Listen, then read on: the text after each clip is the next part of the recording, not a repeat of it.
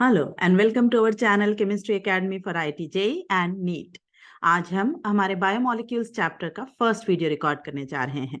Biomolecules में हम चार सब टॉपिक्स देखते हैं। सबसे पहले कार्बोहाइड्रेट, सेकंड प्रोटीन, थर्ड हम कहेंगे vitamin and fourth is nucleic acids. सबसे ज्यादा questions is from carbohydrate, then it is from proteins. Nucleic acid and vitamin से बहुत ही कम क्वेश्चंस आते हैं। तो हम पहला वीडियो आज कार्बोहाइड्रेट पर करने जा रहे हैं। शुरू करने से पहले I would like to request you all to subscribe our channel in case if you haven't subscribed it yet, and do not forget to hit the like button in the end. That definitely gives us a lot of encouragement to keep working the way we are. So let's start carbohydrates. So here is carbohydrates. Now, carbohydrates initially were defined in different ways, like hydrated carbon is carbohydrate. ये मैं बहुत पहले की बात कर रही हूँ, जब बहुत शुरुआती दौर में इसकी डेफिनेशन आई थी तो कहा गया था कि CxH2OY hydrated carbons will be referred as carbohydrates. But ये अकेली ऐसी ही डेफिनेशन हो ये जरूरी नहीं है। क्यों? क्योंकि ऐसे कई कार्बोहाइड्रेट्स पाए गए जो CxH2OY को सेटिस्फाई नहीं कर रहे थे, और ऐसे कंपाउंड्स भी पाए गए जो ये सेटिस्फाई कर रहे थे पर वो कार्बोहाइड्रेट नहीं थे। So this definition in today's date is totally outdated.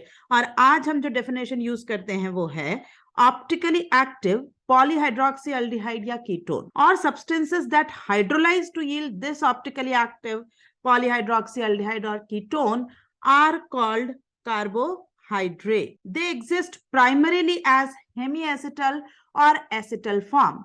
Acetal और हेमी एसिटल क्या होते हैं, हमने कार्बोहाइड्रेट से पहले एक और वीडियो करा है aldehyde and ketone nucleophilic addition पर। वहां आपको इसकी डिटेल मिल जाएगी that what are hemiacetal and acetal form of a compound. Carbohydrates are also called saccharides. Greek से ये शब्द उठाया गया है। सैकराइड्स का अर्थ होता है sugar. Okay, so classification of carbohydrates. Carbohydrates को अलग अलग तरीके से बांटा गया है based on different different criteria. जैसे पहला जो है बेस्ड ऑन टेस्ट, कि भाई मीठा है या उसमें से कोई स्वाद नहीं आ रहा है। स्वीट, जैसे कि शुगर्स आप ले लीजिए, टेबल शुगर। टेबल शुगर किसको कहते हैं बेटा? सुक्रोज को। Sucrose is called table sugar.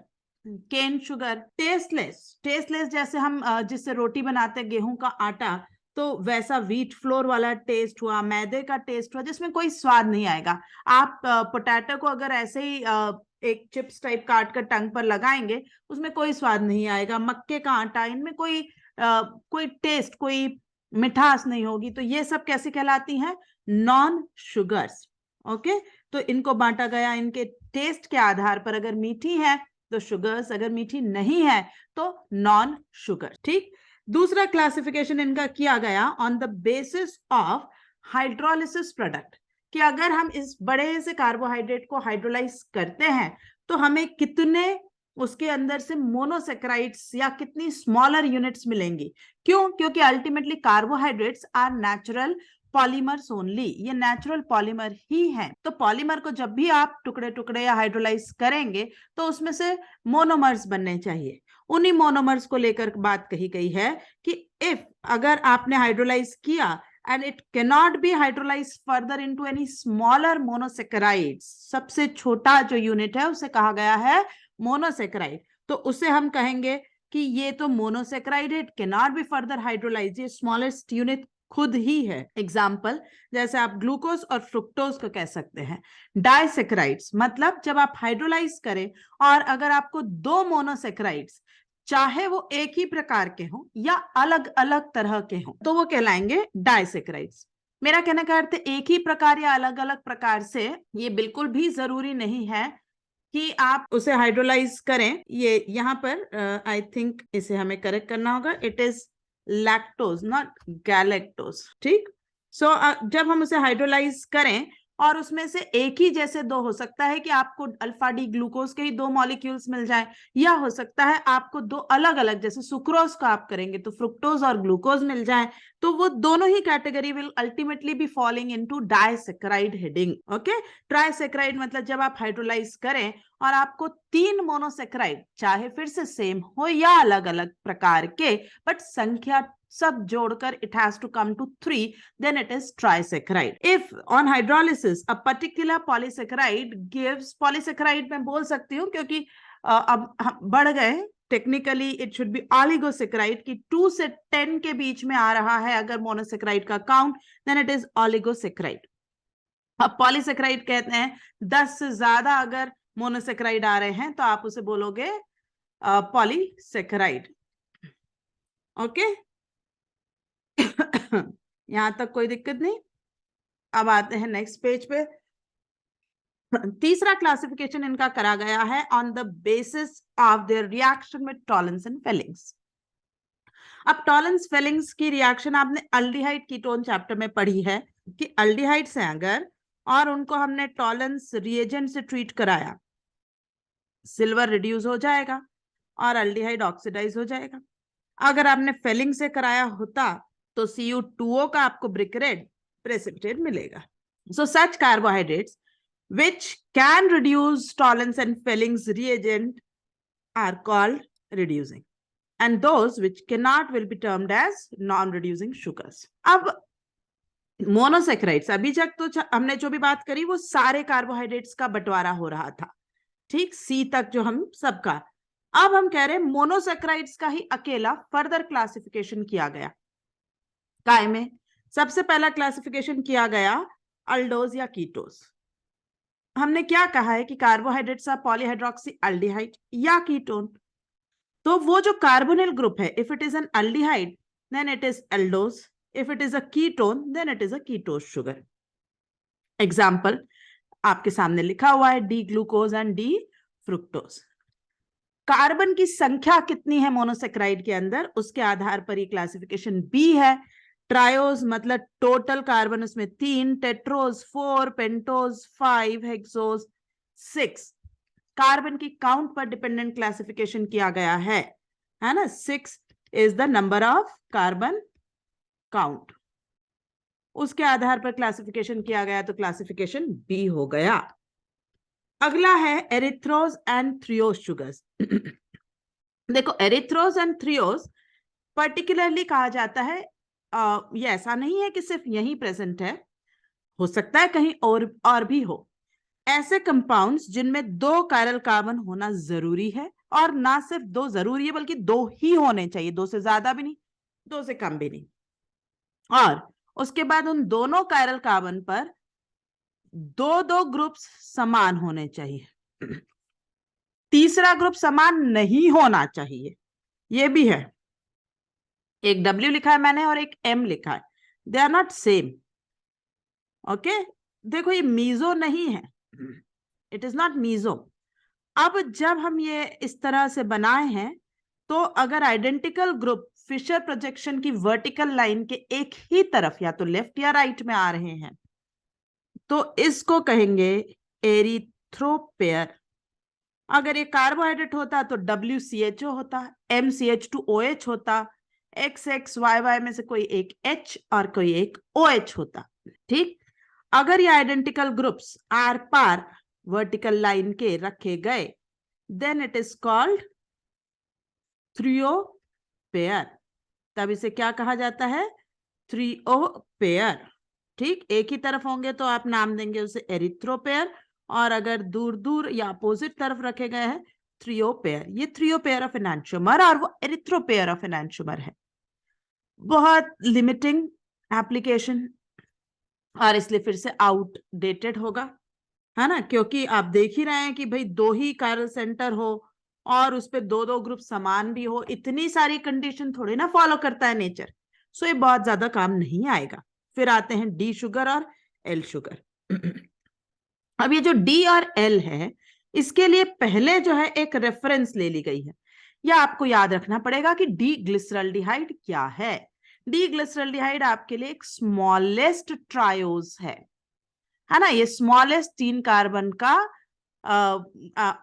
Carbohydrate है और उसमें भी अल्डो ट्रायोज है, CHO है. अब इसका करेक्ट फिशर जब हमने बनाया, करेक्ट फिशर का क्या अर्थ है, कार्बन की सबसे लंबी चेन वर्टिकल लाइन पर होना चाहिए. ऐसा कार्बन जिसकी ऑक्सीडेशन स्टेट सबसे ज्यादा है वो या तो टॉप या क्लोजेस्ट टू टॉप पर होना चाहिए। ठीक, उसके बाद हमने हॉरिजॉन्टल लाइन पर बचे हुए दो ग्रुप्स रखे हैं। तो अगर ग्लिसरल्डिहाइड में बात कर रही हूं तो हॉरिजॉन्टल लाइन के दो ग्रुप्स हमेशा OH और H होंगे। इन अ डीग्लिसरल्डिहाइड दिस हॉरिजॉन्टल OH आपके रिस्पेक्ट में वियर के लिए राइट हैंड साइड पर अगर बना है तो ये डीग्लिसरल्डिहाइड है। अगर यही OH आपने लेफ्ट और ये H राइट लिया होता तो ये L ग्लिसरल्डिहाइड होता। अब ये जो नाम दिए गए हैं कि शुगर्स को कैसे देंगे, तो हिस्ट्री में तो इसका बड़ा सीधा हिसाब किताब था कि दुनिया की हर ऐसी कार्बोहाइड्रेट जिसकी starting material if is a D glyceraldehyde तो वो डी शुगर्स कहलाएंगी, और इफ एल ग्लिसरल्डिहाइड तो बोले एल शुगर्स कहलाएंगी। लेकिन ये बड़ी अजीब बात है कि दुनिया में आप कोई भी रेसिपी बनाएं, साहब सिर्फ आप लौकी से ही बनाएंगे, है ना, लौकी, घिया, बॉटल गार्ड, जिस भी नाम से आप पहचानते हो। मैं आपसे बोलूं दुनिया में आप कुछ भी मुझे बनाकर दीजिए, but you have to have start from लौकी। Practically you will laugh at me कि ये कैसे पॉसिबल है ना, ये इम्पॉसिबल है। वैसे ही ये बात है कि दुनिया का हर कार्बोहाइड्रेट इसी से बना, ये संभव नहीं है। तो ये definition that it has to be derived from D glyceraldehyde और L glyceraldehyde is totally outdated now. आज की तारीख में हम डी ग्लिसरल्डिहाइड क्या कहते हैं, आप एक गिवन कार्बोहाइड्रेट को IUPAC नंबरिंग देंगे।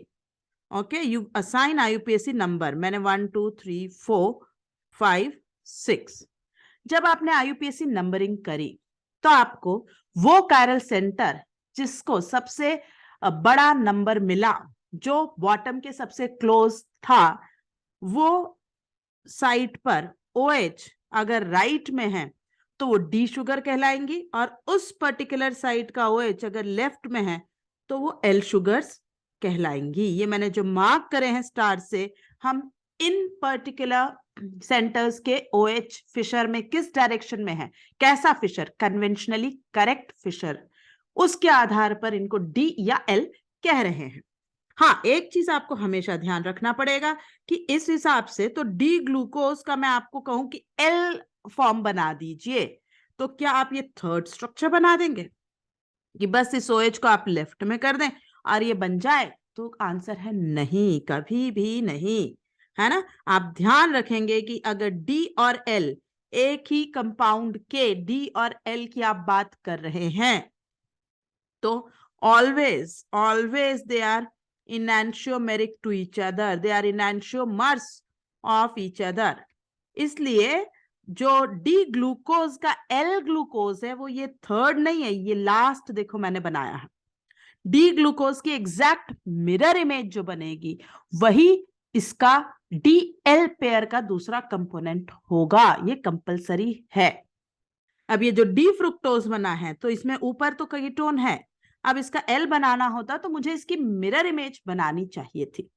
और ये भी आपको मेरे ख्याल से पूरी तरह से याद होगा कि इस डीएल का डेक्स्ट्रोलीवो से कोई लेना देना नहीं है, ठीक है, नो रिलेशन, नो कोरिलेशन, कोई लेना देना नहीं है। कुछ भी हो सकता है क्योंकि ये डी और एल तो आपने कंपाउंड को रेफरेंस मानकर उसकी स्ट्रक्चर को रेफरेंस माना, जबकि डेक्स्ट्रोलीवो तो एक्सपेरिमेंट में ऑप्टिकल रोटेशन कैसा मिलेगा भाई, राइट में लेफ्ट में पीपीएल का रोटेशन कैसा मिलेगा उस पर होगा, तो उसका इससे कोई लेना देना नहीं है। जैसे आरएस का डेक्स्ट्रोलीवो से कोई लेना देना, जैसा वो नॉमेनक्लेचर है वैसे ये डीएल नॉमेनक्लेचर है। ठीक, अब हम बात करते हैं फिशर रिप्रेजेंटेशन की। अब फिशर मैंने 2-3 बार इस्तेमाल तो कर लिया शब्द, आओ तुम्हें थोड़ा बता दूं कि फिशर कैसे बनाना है। तो फिशर में हमेशा पहला रूल लेना है कि जो लॉन्गेस्ट कार्बन की चेन हो, है ना, वो वर्टिकल ही लाइन पर आनी चाहिए, ये पर्टिकुलर है, वर्टिकल लाइन पर ही आनी चाहिए। और सेकंड मैंने कहा था कि ऐसा oxidation state, highest oxidation state का जो कार्बन हो वो closest to the vertical top होना चाहिए, है ना, highest oxidation state carbon closest to the vertical top.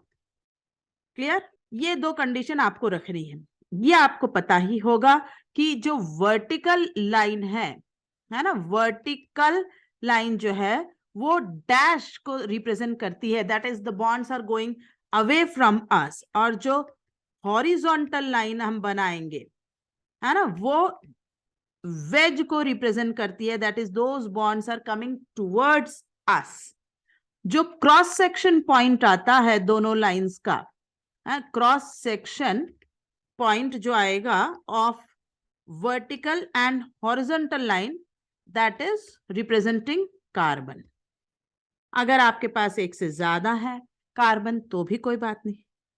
जैसे अगर हमने रिप्रेजेंटेशन शुरू करा, फिर से मैं अगर ग्लूकोज ही लूं, है ना, तो ये मैंने बनाया ग्लूकोज के लिए, और ग्लूकोज मैं बरसों से ऐसे ही पढ़ा रही हूँ, अब तो मैं देख रही हूँ कि काफी लोग इस चीज को कॉपी कर चुके हैं। राइट लेफ्ट राइट राइट, ठीक, इस तरीके से आप याद रख सकते हैं OH की पोजिशनिंग। तो लॉन्गेस्ट को आपने सबसे ऊपर लिया, बाकी जो है हॉरिजॉन्टली प्लेस करे। ये जो HOH है ये वेज पर हमें अप्रोच कर रहे हैं, और ये जो CHO CH2OH ये वर्टिकल लाइन है पीछे की तरफ डैश की तरफ डायरेक्टेड है। दूसरा रिप्रेजेंटेशन हो सकता है इसका वेज लाइन और डैश। देखो वेज डैश में क्या होता है कि हमने कहा है कि 3 atoms of a total tetrahedron has to lie in a plane, और ऐसे विजन में 2 आगे और पीछे होंगे, जो पीछे होंगे वो वेज, जो आगे है वो डैश। तो अब अगर मान लीजिए मैं बात करना चाहूं ग्लिसरॉल्डिहाइड की, तो इस तरीके का स्ट्रक्चर बन सकता है। वहीं पर अगर मुझे इसकी मिरर इमेज बनानी है तो मैं ऐसे CH2OH CHO, ये पीछे जा रहा है OH और ये फ्रंट में जा रहा है H, ये तो वेज लाइन और डैश का इस्तेमाल करा। हमें अगर ज्यादा कार्बन बनाने होते तो वो भी हम इस तरीके से बना सकते हैं, कोई प्रॉब्लम नहीं है। हाँ, ये बड़े काम का स्ट्रक्चर है हेवार्थ रिप्रेजेंटेशन।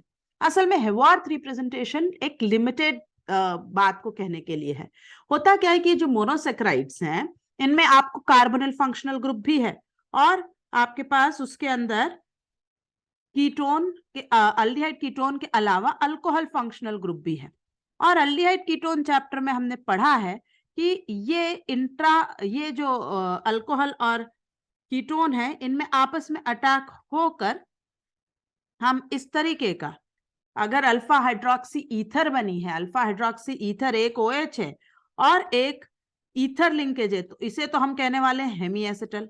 और अगर एक और बार ऐसा अटैक हो चुका है, एक और अल्कोहल ने ऐसा अटैक कर दिया है और वहां पर अल्फा ही पोजीशन पे डाई अल्कोक्सी पोजीशन आ गई है, डाई अल्कोक्सी ग्रुप आ गया है, तो उसे आप क्या कहने वाले हैं, कीटल। अब हेमी एसिटल और कीटल के अंदर जो कीटल होता है वो तो बड़ा स्टेबल होता है, और नॉर्मली हम कहते हैं हेमी एसिटल अनस्टेबल होते हैं। लेकिन एक एक्सेप्शन मैंने उस समय भी कहा था, फिर से कह रही हूं कि साइक्लिक हेमी एसिटल, और वो भी अगर 5 और 6 की रिंग के हों, है ना, तो आर वेरी स्टेबल। तो इसी कारण से जब अपने ही घर में अल्कोहल है, अपने ही घर में अल्डिहाइड कीटोन है, किसी दूसरे की तरफ देखना ही नहीं है, तो ये अल्डिहाइड और कीटोन आपस में ये कार्बोहाइड्रेट के अंदर अंदर ही अंदर रिएक्ट करके हेमी एसिटल, और हो सकता है आगे बढ़कर हम देखें एसिटल लिंकेज भी बना लें। खैर, अभी मुझे बात करनी है हेमी एसिटल। तो जब ये ऐसा करेंगे तो साइकिल के अंदर ऑक्सीजन भी एक मेंबर बनेगा। अगर वो 5 मेंबर की रिंग बनाए हैं तो वो किससे मैच कर रहे हैं, वो फ्यूरान से मैच कर रहे हैं, और इसलिए उस तरह की रिंग्स को हम फ्यूरानोज कहेंगे। और अगर ये 6 मेंबर की रिंग बनी है तो ये पायरान से मैच कर रहे हैं, और 6 मेंबर की रिंग जहां जहां बनेगी वहां हम पायरानोज स्ट्रक्चर्स कहा करेंगे। ठीक, अब देखिए ग्लूकोज में ये हेवार्थ बनते कैसे हैं। ये हेवार्थ सबसे पहले आप करेक्ट फिशर बनाएं, करेक्ट फिशर बनाकर ऐसे कुछ एक्सचेंजेस करें कि OH वर्टिकल लाइन पे आ जाए इस लास्ट कायरल कार्बन का। अब ऐसे कुछ एक्सचेंजेस अगर मैं कह रही हूं करें और ये जो है वहां वर्टिकल लाइन पर आ जाए, तो ये कैसे आ सकता है ना। देखिए मैं करके बताती हूँ। 2 एक्सचेंज अगर आप एक ही सेंटर पे करेंगे तो वो वापस सेम ही कॉन्फ़िगरेशन पर आ जाता है। तो H और OH ये तो फिक्स ही है कि मुझे यहाँ लाना है, तो OH और CH2OH ये मेरा पहला एक्सचेंज होगा। ठीक, अब यहाँ आ चुका है CH2OH और फिर इस पोजीशन से CH2OH और H का एक्सचेंज मेरा दूसरा एक्सचेंज होगा। तो ये मेरी CH2OH यहाँ आ गया, H यहाँ आ गया और OH यहाँ आ चुका होगा। क्लियर? जब ये हो गया, अब मैं ये मानूंगी कि ये इस तरह से यहाँ कार्बोनिल पर अटैक करें। अब ये कार्बोनिल तो sp2 हाइब्रिडाइज्ड है, लेकिन हेमी एसिटल में तो इसको sp3 होना है, और जब sp2 से sp3 होगा तो इक्वल प्रोबेबिलिटी होगी कि भाई वो R कॉन्फ़िगरेशन में जाए, S कॉन्फ़िगरेशन में जाए, और इसलिए दो आइसोमर यहां बनना शुरू हो जाएंगे। अब हम जब इसे बनाते हैं, अब जब हम इस स्ट्रक्चर को बना रहे हैं, फिशर में अगर मैं इसको बनाऊंगी तो इसका जो नया OH बनेगा हेमी एसिटल का, या तो राइट में लिखा होगा या वो लेफ्ट में लिखा होगा, दो ही तो पॉसिबिलिटी होगी ना। खैर, उस पॉसिबिलिटी को हम एक तरफ रखें, हम कहें कि भाई इस तरह का ये स्ट्रक्चर होने वाला है। यहां मुझे नहीं पता कि OH का क्या होना है, ऊपर नीचे, ठीक है, नहीं पता, जो पता है उसकी बात करें। हमने बाकी तरफ डंडे बना लिए, ये डंडे ये हॉरिजॉन्टल लाइंस को रिप्रेजेंट करेंगे। और बेटा ये जो फिशर आपके सामने रखा हो, आप ऐसा समझ लीजिए कि आप इस फिशर को पकड़कर, इसकी गर्दन पकड़कर आपके राइट हैंड की तरफ झुका रहे हैं। ये फिशर ऐसा है, आप इसको ऐसे झुका रहे हैं। जब आप इसको ऐसे झुका रहे हैं, आई होप कि वो छोटी सी विंडो में मैं आपको दिख रही होंगी, और जब आप इसे ऐसे दिख झुकाएं तो जो भी कुछ आपके राइट में था वो अब फिशर के सॉरी हेवॉर्थ के डाउन साइड पर आ जाएगा। साइक्लिक स्ट्रक्चर जो लेफ्ट था वो ऊपर, मतलब ये जितने भी ग्रुप्स हैं, ये साइड वाले, ये सारे के सारे जाने वाले हैं नीचे, ये सारे जो जाएंगे ये डाउन साइड में डायरेक्टेड होंगे, और ये सारे जाएंगे अप साइड में, है ना। इस बात को ध्यान में रखते हुए हम बना देते हैं। जब आप बनाएंगे तो अब हमें फर्स्ट का तो नहीं पता, है ना, 1 का हमें नहीं पता, 2 का तो हमें पता है कि OH नीचे है, 3 का OH ऊपर है, 4 का OH नीचे है, 5 का CH2OH ऊपर है, ये हमें पता है। तो बड़ा आसान है भाई याद करना, सब कुछ जो बड़े ग्रुप हैं they have to be on the transposition. हो गया याद। बाकी सब तो H ही H है, भर दिया हमने H ही H। हाँ, इस पर हमें क्या करना है, तो हम कहेंगे दो पॉसिबिलिटी हैं, हम उनको या तो ऊपर बनाएंगे या नीचे बनाएंगे, है ना। तो या तो नीचे बनाया आपने, और या आप इसको ये यहां बना हुआ है ऊपर बनाएंगे। जब ये नीचे बना है तो ओरिजिनल फिशर में किधर था, राइट हैंड साइड पर था। तो जब ये राइट हैंड साइड पर होता है ओरिजिनल फिशर में, और यहां पर ये नीचे बना है, तो ये जो कार्बोहाइड्रेट का रिप्रेजेंटेशन है वर्थ का है बेटा, ये अल्फा कहलाएगा। ध्यान देने वाली बात, for a D sugar, for a D sugar, ये जो अभी अभी ताजा ताजा कार्बन कायरल बना है उसका, और इस 6th CH2OH का अगर अपोजिट ओरिएंटेशन हो, या ये दोनों ट्रांस में हो, तो वो अल्फा होगा। और अगर ये दोनों सिस में हो, ये देखो यहां पर आ जाते हैं, है ना, यहां पर ये यही बात आप देखेंगे, ये OH और ये CH2OH जब सेम साइड में है साइकिल के, तो ये बीटा कहलाएगा। ये याद कर लो बेटा, है ना। उसको अगर मैं छोड़ दूं ये वाले 1 कार्बन को, तो बाकी सबकी पोजीशन आपको ट्रांस रखनी है। मैंने जो मेथड बनाया है वो आपको ठीक है समझाने के लिए, कंक्लूजन याद रखो। 6 मेंबर की ring on the right hand vertical top side, आपको इस 6 मेंबर की रिंग लेटे हुए बनानी है, एक एक पूरी एज को लेटाकर बनानी है। राइट हैंड टॉप पे ऑक्सीजन होना चाहिए, वर्टिकल डंडे हॉरिजॉन्टल लाइन को दिखा रहे हैं। कार्बन 1 को छोड़कर हम बाकी सबकी पोजिशनिंग कर देंगे, कैसी, एंटी OH OH OH जो है वो ट्रांस में बना देंगे। और आखिरी में इस OH को अगर अल्फा होगा तो 6th वाले कार्बन से अपोजिट ट्रांस बनाएंगे, और बीटा होगा तो इसको ऊपर बनाएंगे। बस यही आपको करना है। अब आप देखो, ये अल्फा और बीटा में दोनों में एक ही अंतर है, और वो क्या अंतर है, वो इस पर्टिकुलर कार्बन 1 की कायरलिटी का अंतर है। ये दोनों सिर्फ इस कार्बन की कायरलिटी में ही तो डिफर हो रहे हैं। एक में ये कॉन्फ़िगरेशन R होती होगी और एक में S, एक में OH ऊपर है और एक में नीचे। और ये कार्बन भी वो है जो इसके ओपन चेन स्ट्रक्चर में अकायरल था, sp2 हाइब्रिडाइज था। तो एक ऐसा sp2 ओपन चेन का कार्बन जो साइकिल में जाते ही कायरल बन जाता है, उस पर्टिकुलर कार्बन को हम कहते हैं एनोमेरिक कार्बन। उस पर्टिकुलर कार्बन को हम कहेंगे एनोमेरिक कार्बन। ग्लूकोज के अंदर वो एनोमेरिक कार्बन है 1। ठीक, ग्लूकोज में अगर बात कर रहे हैं तो वो एनोमेरिक कार्बन 1 है। फ्रुक्टोज में अगर यही बात करोगे बेटा तो एनोमेरिक कार्बन 2 हो जाएगा। ये अंतर है। क्लियर? और ये दोनों आपस में एक दूसरे के कहलाएंगे एनोमर्स। Is that clear? ठीक, तो हमने हैवॉर्थ रिप्रेजेंटेशन पढ़ा, कैसे बनाएंगे ये पढ़ा, और वो उसको थोड़ा सा प्रैक्टिस करा ऑन ग्लूकोज। फ्रुक्टोज पे आप प्लीज अपने आप प्रैक्टिस करने की कोशिश करेंगे। स्टेप्स में रिमाइंड करूंगी। फिशन आप पहले एक्सचेंज करेंगे, OH इधर, CH2OH ऊपर, और फिर CH2OH और H का भी एक्सचेंज करेंगे। 2 बार एक्सचेंज करके बनाएंगे, और फिर OH का यहां से अटैक लेते हुए कैसे 5 मेंबर रिंग बनाएंगे। क्लियर?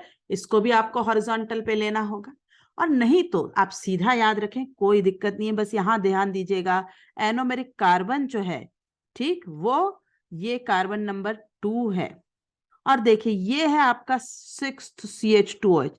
जब ये और OH अपोजिट साइड पर बने हैं तो ये फ्रुक्टोज का अल्फा एनोमर है, और जब ये वाला OH है ना, ये वाला OH और CH2OH सेम साइड पर बने हैं तो ये इसका बीटा एनोमर कहला रहा है। बाकी वही अपोजिट रखना है इनको।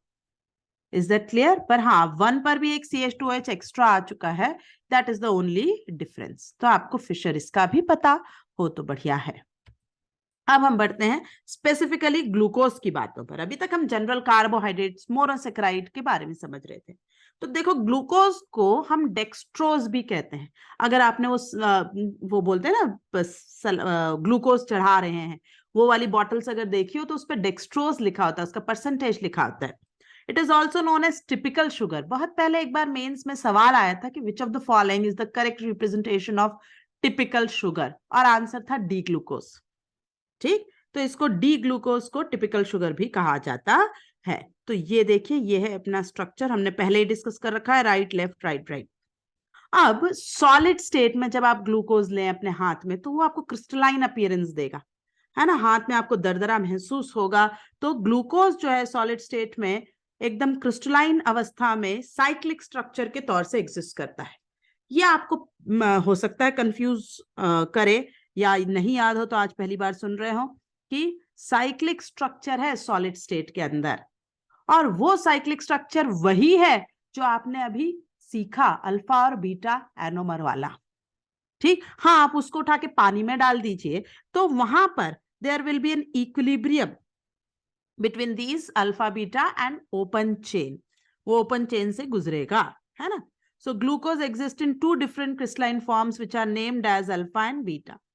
Alpha form has melting point of 146 और बीटा का है 423। आप इसको 146 और 150 से याद करिए, याद कर लीजिए, क्योंकि मेरे ख्याल से 20 मेंस में क्वेश्चन इनके मेल्टिंग पॉइंट पर आया है ना। तो अल्फा का 146 और बीटा का 150 डिग्री मेल्टिंग पॉइंट है। अब जो मैं बात कर रही थी कि इसका जो एक्वस सोल्यूशन है, आपने लिया कोई भी एक सॉलिड फॉर्म, चाहे आपने अल्फा एनोमर उठाया या बीटा, साइक्लिक में तो यही 2 होंगे ना, और उसको आपने पानी में डाल दिया। ये मैं किसकी बात कर रही हूँ? ये मैं एक्वस सोल्यूशन की बात कर रही हूँ कि आपने एक्वस सोल्यूशन में डाला, पानी में डाला। अब जब आपने इसको पानी में डाला तो वहां ये ओपन चेन, बीटा एनोमर और अल्फा एनोमर तीनों को एग्जिस्ट करेंगे। जरा मैं वापस आती हूँ इस साइकिल पे। देखिए, ये जो हैवॉर्थ बनाया हमने, है ना, ये जो हमने हैवॉर्थ बनाया, ये हेमी एसिटल लिंकेज है। हेमी एसिटल लिंकेज बड़ी आसानी से ओपन भी हो सकता है। हाँ ठीक है, रिलेटिवली स्टेबल है ये ऑक्सीजन, है ना, और ये इसका पूरा साइकिल, ये OH, तो ये वापस भी तो पलट सकता है। तो it can go to open chain और फिर ओपन चेन से वापस ये डिस्ट्रीब्यूट करे अपने आप को इन दोनों के बीच में। तो ये ओपन चेन की जो मात्रा होती है ये हार्डली 2% के आसपास होती है। अब बाकी ये दोनों होते हैं। ठीक, अब हमें कैसे ये पता चला? क्योंकि अगर आप अल्फा एनोमर का स्पेसिफिक रोटेशन देखें तो वो 112 डेक्स्ट्रो, बीटा प्लस 18.7, लेकिन जैसे ही आप इन्हें पानी में डालते हैं तो आपको हमेशा एक fix value of specific rotation room temperature पर आकर मिलता है, और वो है प्लस 52.7। ये कैसे, ये कैसा जादू है? हम कहीं से भी चले, है ना, कश्मीर से चले, कन्याकुमारी से चले, हम पहुंचे एक ही जगह रहे। जाने की सोचते हैं कहीं, लेकिन पहुंचते एक ही जगह है। तो इस चीज से हमें पता चला कि ओहो, ये तो ओपन चेन से गुजरकर अपने आप को एक फिक्स इक्विलिब्रियम कंपोजिशन में बांट लेता है, और इस फिनोमिना को कहते हैं बच्चों म्यूटा रोटेशन। क्या कहते हैं? म्यूटा रोटेशन। लेकिन म्यूटा रोटेशन कौन दिखाता है? वही जो हेमी एसिटल लिंकेज में हो। अगर वो एसिटल लिंकेज में चला गया, बोले अभी एसिटल लिंकेज कहां से आ गया? बेटा एसिटल लिंकेज हमने क्या बात करी कि ये जो स्ट्रक्चर है इस पर OH है ना। अब अगर मैं इस OH वाली चीज को एक और अल्कोहल से ट्रीट करा देती, फिर से यहां पर यही काम होता कि ये तो चला गया और ये यहाँ ईथर लिंकेज आ चुका होता, HOR। अब देखो ये कार्बन, ये भी O कार्बन और ये भी O अल्काइल, तो ये लिंकेज कैसा है? Acetal. Acetals do not give mutarotation, ये नहीं दे सकते। क्यों? क्योंकि ये तो खुलेंगे ही नहीं है पानी में डालने पर। इनके हाइड्रोलिसिस तो बड़ा मुश्किल है, इनको तो हमें डाइल्यूट HCl में डालकर बॉईल करना पड़ता है। नॉर्मल कंडीशन में तो ये होते ही नहीं, ओपन ही नहीं होते हैं। ठीक है, तो इनको अगर हमें म्यूटा रोटेशन में करना है तो हमारे बस की बात नहीं। Mutarotation is a automatic interconversion from one particular anomer to other through open chain. For that a compulsory requirement is it should have a hemiacetal linkage. और यहीं से बार बार एक्सपेरिमेंट करके हमें पता चला कि इस पर्टिकुलर इक्विलिब्रियम में मेजर कौन है? मेजर जो है बीटा एनोमर है। और यहां से एक चीज और जान लीजिए कि बीटा एनोमर जो है वो more stable anomer of glucose है। मैं ये दोहरा दूं कि ये बात सिर्फ ग्लूकोज के लिए हो रही है। मैं ये नहीं कह रही हूँ कि दुनिया के हर पर्टिकुलर मोनोसेक्राइड के लिए भैया बीटा ये एनोमर सबसे स्टेबल होता है, मैं नहीं जानती। हर मोनोसेक्राइड के लिए बदलती रहेगी बात। हाँ, हमारे सिलेबस में सिर्फ यही है, तो उसके लिए मैं कह रही हूं कि उसमें हम कह सकते हैं कि beta anomer is more stable. ठीक, आइए अब हम बढ़ते हैं केमिकल प्रिपरेशन ऑफ ग्लूकोज, कि हम ग्लूकोज बनाएंगे कैसे। सबसे पहली इसकी प्रिपरेशन है by boiling alcoholic solution of sucrose. Sucrose हमें कहां से मिलेगा? टेबल शुगर है ना, केन शुगर वगैरह of sucrose with dilute HCl और डाइल्यूट H2SO4। अब होता क्या है कि ये जो सुक्रोज है, ये सुक्रोज, पहले तो आप यहाँ पहचानिए बच्चों कि ये सुक्रोज का जो मैंने स्ट्रक्चर बनाया, मैं थोड़ा सा एनलार्ज करती हूँ, इसको डिस्कस करती हूँ। बड़े काम की चीज है, बड़ी अच्छी काम आएगी आपको। देखो ये कार्बन नंबर 1 है और इस 1 में ये ऑक्सीजन नीचे था। कैसे पहचानेंगे कार्बन नंबर 1? ऐसा ढूंढिए कार्बन जिसको 2 ऑक्सीजन मिले हैं, है ना, यही है वो, ये कार्बन नंबर 1। यही है आपका anomeric carbon of alpha D glucose 1 2। इसको तो 2 ऑक्सीजन नहीं है, इसको तो नहीं है ना ना ना, तो यही है आपका एनोमेरिक। और उसमें ये OH नीचे और ये CH2OH ऊपर बना हुआ है, तो ये है अल्फा डी ग्लूकोज। फ्रुक्टोज में आइए, आपको ऐसा लगेगा कि राइट हैंड साइड पे तो ये है, तो क्या ये है इसका एनोमेरिक कार्बन नंबर 2? ना, इसके पास 2 ऑक्सीजन है क्या? नहीं। और अगर इसके पास 2 ऑक्सीजन नहीं है तो ये वो एनोमेरिक कार्बन नहीं हो सकता, है ना। एनोमेरिक कार्बन ये है जिसके पास 2 ऑक्सीजन है। अब ये स्ट्रक्चर इसने तो लेफ्ट में लिख दिया, तो ये कैसे भैया आ गया लेफ्ट में? अब मैं क्या करूं? तो कुछ भी नहीं करना है, कोई परेशानी नहीं है। आप कार्बन नंबर 2 का ये था इसका ऑक्सीजन और ये है 6 वाला CH2OH। आप तो ये देख लीजिए ना कि ये दोनों एक तरफ हैं। 3D में कैसे पलटे, क्या करूं? कुछ मत करो, ये दोनों एक तरफ है, इसका मतलब है ये बीटा है ना। मैंने तुम्हें यही तो याद कराया कि एनोमेरिक OH और छठा CH2OH किस दिशा में है एक दूसरे के रिस्पेक्ट में, उससे आप अल्फा बीटा का काम करें, वो सबसे बढ़िया तरीका है। अब ये जो लिंकेज है एसिटल लिंकेज, ये ऐसे तो इसका कुछ नहीं बिगड़ता, है ना। सुक्रोज को आप पानी में डालिए, गन्ने का जूस हम कितना मस्त पीते हैं गर्मियों के अंदर, तो ऐसा थोड़ी ना है कि आप गन्ने का जूस पी रहे हैं, पानी खूब मिला मिला के उसमें, तो वो ग्लूकोज और फ्रुक्टोज हो गए ना, वो तो सुक्रोज ही है। लेकिन अगर आप उसको एसिडिक कंडीशन में डालकर, है ना, डाइल्यूट HCl और डाइल्यूट H2SO4 के साथ लिए और एसिडिक कंडीशन में डालकर बढ़िया बॉइल शॉइल कर दीजिए, है ना, तो ये जो ईथर लिंकेज है, जिसे ग्लाइकोसाइडिक लिंकेज भी कहते हैं, इस ग्लाइकोसाइडिक लिंकेज के बनने में कम से कम एक एनोमेरिक कार्बन होना चाहिए। 2 हैं तो बहुत बढ़िया, नहीं तो 1 तो होना ही चाहिए। ये ओपन हो जाएगा, ठीक है, ये ओपन हो गया तो इनको भी OH मिल गया, इनको भी OH मिल गया। ये कैसे ओपन हो जाएगा, है ना, तो ये हो जाएगा HOH, ऐसे ये लिंकेज खुल गया एनोमेरिक। तो एक OH इधर और एक OH इधर आ गया, ये दोनों बॉन्ड्स, ये दोनों कंपोनेंट्स अलग अलग हो गए। एक बन गया आपका डी ग्लूकोज और दूसरा आपका बन जाएगा डी फ्रुक्टोज। तो जब हमने इसे हाइड्रोलाइज करा तो हमारे पास एक तो बन गया डी ग्लूकोज, एक बन गया डी फ्रुक्टोज, है ना। अब ओरिजिनल जो हमारा सुक्रोज था वो तो था डेक्स्ट्रो रोटेटरी, लेकिन जब 1 मोल ऑफ ग्लूकोज और 1 फ्रुक्टोज बना तो आपका ग्लूकोज का स्पेसिफिक रोटेशन होता है +52.5 और फ्रुक्टोज का है लीवो रोटेशन -92.4। दोनों बन रहे हैं एक एक मोल के बराबर बराबर अमाउंट में, लेकिन इसका आपको दिख रहा है कि डोमिनेंस आ जाएगा, +52 को +52 कैंसिल करेगा, फिर भी तो कुछ एक्स्ट्रा बचेगा।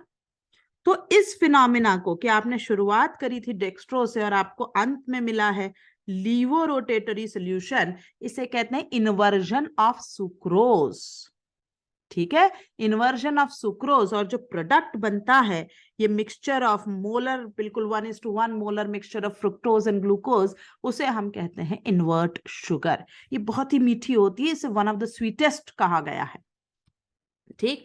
अब आते हैं हम दूसरा method of preparation of sucrose, sorry, of glucose by hydrolysis of starch, which is achieved by boiling starch with H2SO4 at temperature 393 Kelvin, okay, मतलब 120 डिग्री सेंटीग्रेड, और प्रेशर भी आपको बनाना पड़ेगा। This is the commercial method of glucose preparation. तो आपने starch या cellulose लिया और उसको आपने एसिडिक कंडीशन में हाई टेम्परेचर प्रेशर पे बॉईल किया तो आपको ग्लूकोज बनेगा। ये आपका कमर्शियल मेथड, ये कमर्शियल वर्ड हमें याद रखना है, ठीक। ये क्या था, ये आपने सुक्रोज का हाइड्रोलिसिस करा था और यहाँ आप स्टार्च का हाइड्रोलिसिस कर रहे हैं। अब आते हैं हम केमिकल प्रॉपर्टीज ऑफ ग्लूकोज। अब केमिकल प्रॉपर्टीज को हम एक एक सीक्वेंस में कर रहे हैं। सबसे पहली बात, ऐसी प्रॉपर्टीज जो इसके साइक्लिक, जो इसके ओपन चेन स्ट्रक्चर्स को हमें इंडिकेट करती है। तो अब अगर आपने C6H12O6, है ना, जो आपका ग्लूकोज का स्ट्रक्चर है, अगर आपने वो लिया तो आपने C6H12O6 जो आपका ग्लूकोज का स्ट्रक्चर है वो यहाँ लिया, है ना। मैं आपको पहले ही बता चुकी हूँ कि स्ट्रक्चर इसका क्या यूज करेंगे आप, है ना, राइट लेफ्ट राइट राइट कर करके कैसे आप इसे बनाएंगे। तो वो स्ट्रक्चर में सबसे पहले हमने ली HI, ठीक, सिर्फ HI, मैं रेड फॉस्फोरस नहीं कह रही हूँ, HI। तो ये HI जो है इसका रिडक्शन कर देता है, ये आपका डी ग्लूकोज यहाँ ये पूरी तरह से रिड्यूस करके N-हेक्सेन बना चुका होगा। 2018 मेंस का question, what will you get by reaction of glucose with HI, यही क्वेश्चन था। Second, NH2OH। अब देखिए आपके पास अल्डिहाइड है, अल्डिहाइड एंड है तो CH डबल बॉन्ड NOH और बाकी पूंछ वैसी की वैसी कॉपी पेस्ट, ओके, बाकी में कोई चेंज नहीं, वही राइट लेफ्ट राइट राइट, वो पूरी ऐसे की ऐसे। निकल हाइड्रोजन, निकल हाइड्रोजन अगर हम करेंगे तो आपको पूरी की पूरी हर जगह OH ही मिल जाएगा, है ना। आपके पास है 1 2 3 4 5 6 कार्बन्स और सभी के पास OH होगा। You will have 6 carbon on 6 OH on each and every carbon. इसे हम कहते हैं या तो ग्लूसीटॉल जब ये ग्लूकोज से बना है, और अगर हम किसी और शुगर की बात कर रहे होते हैं तो सॉर्बिटॉल, ओके। HCN में इस पर्टिकुलर अल्डिहाइड एंड पर आपको साइनोहाइड्रिन मिल जाएगा, साइनोहाइड्रिन। जब आप एसिटाइलेशन की बात कर रहे होते हैं तो यहां कौन सी रिएक्शन है? देखो ROH प्लस CH3COCl, ये HCl ऐसे हट जाए, इसे क्या कहते हैं हम? Acetylation reaction. यहां कितने एसिटाइल जुड़ेंगे? 1 2 3 4 5, तो हम कहेंगे हमें मिलेगा पेंटा एसिटेट। ठीक, ये सारी प्रॉपर्टीज इसके ओपन चेन स्ट्रक्चर को इंडिकेट कर रही हैं। अब हम आते हैं ऐसी प्रॉपर्टीज जो इसके साइक्लिक स्ट्रक्चर को इंडिकेट कर रही हैं। तो साइक्लिक स्ट्रक्चर के लिए सबसे पहले है Schiff's reagent. Schiff's reagent is a characteristic reaction exhibited by aldehydes, है ना। शिफ्स रिएजेंट वाज कलरलेस, और जब अल्डिहाइड से ट्रीट करते हैं तो इट बिकम्स मैजेंटा और फ्यूस्टिन कलर डाई। लेकिन ग्लूकोज ये काम नहीं कर पाता है, ऐसी चीज नहीं दिखा पाता। इसका मतलब है फ्री CHO नहीं दे पा रहा है। ये ब्रैडीज रिएजेंट से भी रिएक्शन नहीं कर पाता। अगर हम इसका पेंटा एसिटेट बना लें एक बार और फिर NH2OH से रिएक्ट कराएं तो ये भी नहीं। क्यों? क्योंकि पेंटा एसिटेट 1 2 3 4 5, जब ये हेमी खत्म हो गया तो अब ये अवेलेबल नहीं है ओपन चेन जाने को। और एक म्यूटा रोटेशन में आपको बता ही चुकी हूं। तो इस सामने जो बेटा 4 प्रॉपर्टीज हैं, 5 प्रॉपर्टीज हैं, ये ऐसी की ऐसी 4 ऑप्शन में बन जाएंगी। ये ऐसी की ऐसी एनसीईआरटी में गिवन है कि विच properties indicate the cyclic structure, which property indicates it's open chain structure. तो इन्हें ऐसा का ऐसा आप ध्यान रखें। ठीक, अगली प्रॉपर्टी पे आते हैं कि मोनोसेक्राइड्स की तरफ बढ़ रहे हैं। मैं फिक्स ग्लूकोज भर के लिए नहीं हूं, ये सब दिखाते हैं। हाँ, मैं एग्जाम्पल ग्लूकोज से लेंगे। Enolisation, tautomerisation and isomerisation.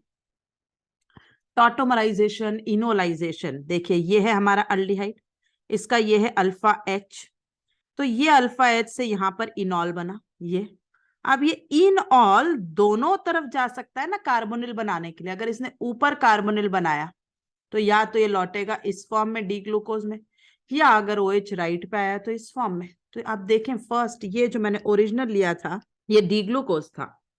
ठीक, और अब जब ये हाइड्रोलाइज जो टॉटोमराइज होकर गया तो ये वापस से या तो डी ग्लूकोज में आया या बाकी सब सेम, लेकिन ये कार्बन नंबर 2 का OH लेफ्ट में आ गया है। मैनोज की तैयारी हो गई है। देखो, दो दो OH एक ही तरफ, दो इधर दो उधर, तो ये है डी मैनोज। और ये डी मैनोज क्या है? ये पूरा का पूरा ग्लूकोज है, सिर्फ कार्बन नंबर 2 पर ही तो अंतर है। तो ये क्या कहलाएगा? It is N epimer. ऐसे 2 डायस्टीरियोमर जिनमें सिर्फ एक ही कायरल कार्बन का अंतर हो, ये डी मैनोज और डी ग्लूकोज एक दूसरे के कहलाते हैं एपीमर्स। और अगर ये ऊपर कार्बोनिल बनाने की जगह ये कार्बन 2 को कार्बोनिल बनाता है तो डी फ्रुक्टोज बन जाएगा। तो टॉटोमराइजेशन का रास्ता लेकर इसने एपीमर भी बना दिया और इसने एक दूसरा फंक्शनल आइसोमर भी बना दिया। याद रखना बेटा, फ्रुक्टोज और ग्लूकोज जो है ना, ये एक दूसरे के फंक्शनल आइसोमर है, पोजिशनल नहीं। अल्डिहाइड एंड कीटोन आपस में एक दूसरे के फंक्शनल आइसोमर होते हैं, और डी ग्लूकोज और डी मेनोज एक दूसरे के C2 एपीमर्स हैं। कार्बन नंबर 2 पर अंतर है, इसलिए कहलाएंगे C2 एपीमर्स। ठीक, एडवांस 2022 में मेरे ख्याल से क्वेश्चन है इस पर। हाँ, ये ऑक्सीडेशन ऑफ मोनोसेक्राइड्स। अब हम बात कर रहे हैं कि अगर इनके ऑक्सीडेशन की बात करी जाए तो कैसे कर सकते हैं। सबसे पहला, ब्रोमीन वाटर से ऑक्सीडेशन करें। अब ब्रोमीन वाटर एक माइल्ड ऑक्सीडाइजिंग रिएजेंट है, ज्यादा ऑक्सीडेशन नहीं करता, लेकिन ये बड़ा सिलेक्टिवली ऑक्सीडाइज करेगा। सिर्फ अल्डिहाइड ग्रुप को एसिड करेगा, बाकी अल्कोहल को छुएगा ही नहीं। और अगर ऐसा, तो खुद ये ब्रोमीन तो कैसा रहता है? खुद ब्रोमीन तो रहेगा ब्राउन कलर का, और जब ये रिएक्शन हो जाएगी तो ये हो जाएगा कलरलेस सॉल्यूशन। तो ये क्या बन गया? ये तो बन गया POC। ये तो टेस्ट बन गया फॉर अल्डोज शुगर। क्यों? क्योंकि अगर आपने कीटोज ली होती तो नो रिएक्शन, है ना। यहां अगर CHO की जगह C डबल बॉन्ड और CH2 होता, अगर आप यही काम फ्रुक्टोज के लिए कर रहे होते और ये ब्रोमीन वाटर डालते, है ना, तो no change, no reaction, colour उसका ब्राउन रहेगा, फ्रुक्टोज का ऑक्सीडेशन नहीं होगा। ठीक, अब आते हैं नाइट्रिक एसिड, डाइल्यूट HNO3 की मदद से ऑक्सीडेशन। ब्रोमीन वाटर से तो ये बेहतर होगा, ताकतवर होगा, तो क्या करेगा ये प्राइमरी, ये हर कोई सा CH2 मतलब CH2 लिखा मतलब हो ही गया, ये प्राइमरी 1 डिग्री वाला OH और अल्डिहाइड, इन दोनों को ऑक्सीडाइज करेगा टू एसिड। ये जाएगा, ये जाएगा, तो अब ऊपर नीचे दोनों COH और COH आ गए। तो जब ये ऊपर नीचे दो COH आ जाते हैं तो इसे कहते हैं ग्लूकारिक एसिड। और ब्रोमीन वाटर में जब एक आ रहा था तो उसे कहते हैं ग्लूकोनिक। याद करो बेटा, एक COH ग्लूकोनिक, दोनों कोने पे COH glucaric. Okay, glucaric gluconic, glucaric gluconic. ठीक, हाँ ये ग्लूकोज के लिए इसलिए GLU में अटैच करें, ग्लूकोनिक। लेकिन अगर जनरल कोई भी अल्डोस शुगर से काम दे रही होती तो अब जब ब्रोमीन वाटर से एक COH बनता है तो वो होता है अल्डोनिक एसिड। और जब अल्डोस शुगर HNO3 से दो COH कोने कोने लगाता है तो उसे कहते हैं अल्डेरिक एसिड या फिर सैकरिक एसिड। HNO3 बनाता है अल्डेरिक और ब्रोमीन वाटर बनाता है अल्डोनिक एसिड। तीसरा ऑक्सीडेशन आता है HiO4 के साथ। Vicinal alcoholic bonds will be cleaved with this. हमने इसे बहुत इसे बहुत डिटेल में डिस्कस कर रखा है अल्कोहल लेक्चर के अंदर। तो अगर आपको वो याद ना हो, आपने अभी तक उसे ना देखा हो, तो जब भी आपको समय मिले आप उसे देखें, तब आपको ये बेहतर समझ में आएगा। खैर, यहाँ पर मैं इसे क्वेश्चन के फॉर्म में तो यूज कर ही रही हूँ, वो डिस्कस कर लेती हूँ। हमने क्या पढ़ा था कि HiO4 विसिनल CHO-OH लिंकेज हो, OH-OH लिंकेज हो, इन सबको ब्रेक करता है। और एक ऐसा लिंकेज एक HiO4 मांगता है। ठीक, तो हमने यहां पर लगा एक, सेकेंड, थर्ड, फोर, 5 HiO4। हमसे ये पूछा जाएगा कि how many HiO4 are used, 5। दूसरा हमने सीखा था कि आप ऐसा करने के बाद दोनों तरफ इसको भी एक OH देंगे और इसको भी एक OH। ये बॉन्ड टूटेगा तो इसको भी और इसको भी, ऐसे हर बॉन्ड जो टूटेगा उस हर बॉन्ड पर टूटते वक्त आप एक OH देंगे और फिर उसके बाद स्टेबल फॉर्म उसका लिखेंगे। तो ऊपर वाला जो ये है ये बन गया आपका फॉर्मिक एसिड, राइट, ये फॉर्मिक एसिड। और ये जो बीच वाले हैं जहां 3 OH आ रहे हैं ये भी बनाएंगे फॉर्मिक एसिड, है ना। कैसे, HCOH OH OH, 3 OH, dehydrate formic acid. Clear. तो आपको मिला 5 HiO4 और एक अल्डिहाइड। ये अल्डिहाइड ये है, ये अल्डिहाइड है। इसी तरह से मैंने फ्रुक्टोज का भी पूरा लिखा है, आप चेक कर लीजिएगा। क्लियर कि फ्रुक्टोज किस तरीके से काम करेगा। हाँ, लेकिन अल्फा हाइड्रोक्सी एसिड इस लिंकेज पर HiO4 काम नहीं करता। तो अगर ग्लूकोनिक एसिड पे पूछा तो मेरे पास जो HiO4 की काउंट होगी वो 5 नहीं 4 हो चुकी होगी, है ना। कितनी हो जाएगी, 4। क्यों, क्योंकि ये वाला साइड तो नहीं यूज होगा। तो 1 2 3 4।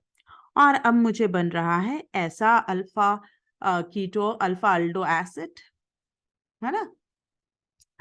फिर इधर 3 फॉर्मिक एसिड और एक फॉर्मल्डिहाइड। क्लियर। अब आती है बात बेनेडिक्ट फेलिंग और टॉलेंस। ये कौन से रिएजेंट हैं, कहाँ है, इसका हमारा बहुत बढ़िया डिस्कशन किस चैप्टर में हो रखा है, अल्डिहाइड कीटोन्स में। ठीक, और कौन सा वॉल्यूम, कौन सा episode, second part of aldehyde ketone revision series के अंदर।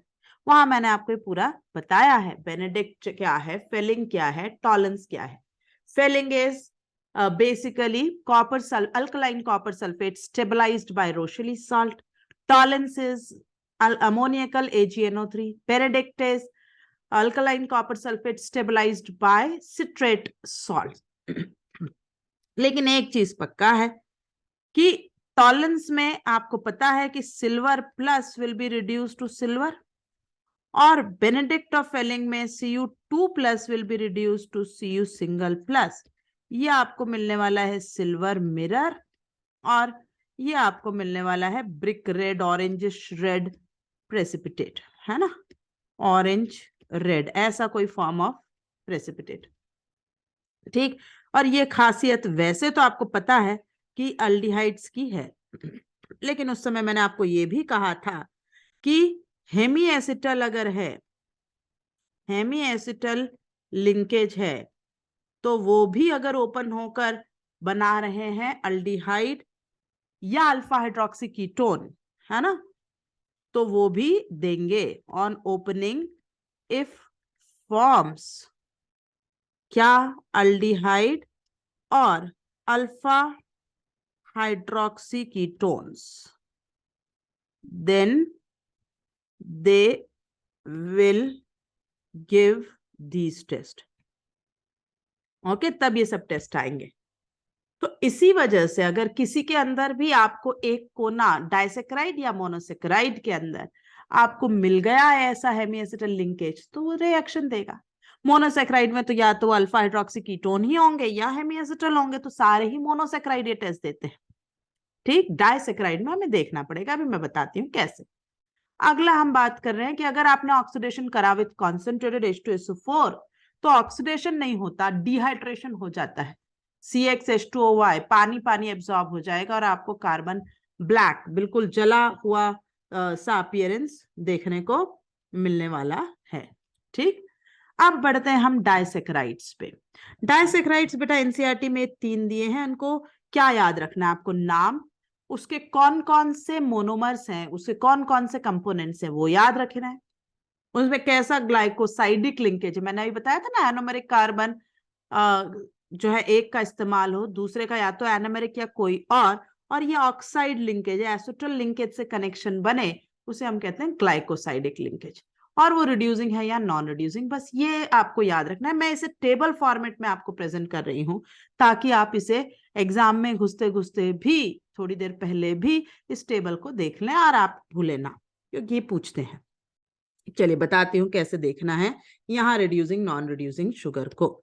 Let me enlarge a little, I hope अब आपको दिख रहा है। क्या है सुक्रोज में हम पहले याद कर चुके थे कि it is alpha D glucose and beta D fructose, है ना। ये OH और ये ऑक्सीजन और ये 6 वाला CH2H एक ही तरफ है, बीटा, ये अपोजिट है अल्फा। अब आपने एनोमेरिक कार्बन ढूंढना होता है, वो मैंने आपको तरीका बताया। आप ऐसा कार्बन ढूंढेंगे जिसपे 2 ऑक्सीजन है। जैसे इसका एनोमेरिक कार्बन ये, इसका ये। फिर आप चेक करेंगे कि वो एनोमेरिक कार्बन एसिटल लिंकेज में है या हेमी एसिटल में है।